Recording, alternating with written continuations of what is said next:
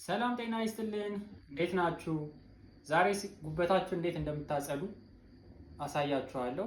ፋቲ ሊቨር ዲዚዝ ሲባል ሰምታችሁ ልታውቁ ትችላላችሁ፣ ወይም ደግሞ የጉበት ላይ ስብ፣ እሱን በቀላሉ ማጽዳት እንዴት እንደሚችል ዛሬ እናሳያችኋለን።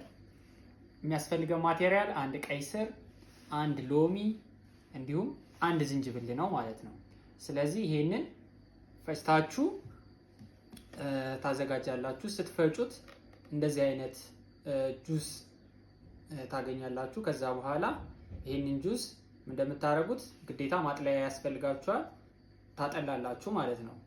አጥላችሁ አያችሁት አይደለ? የሚቀር ነገር ይኖረዋል።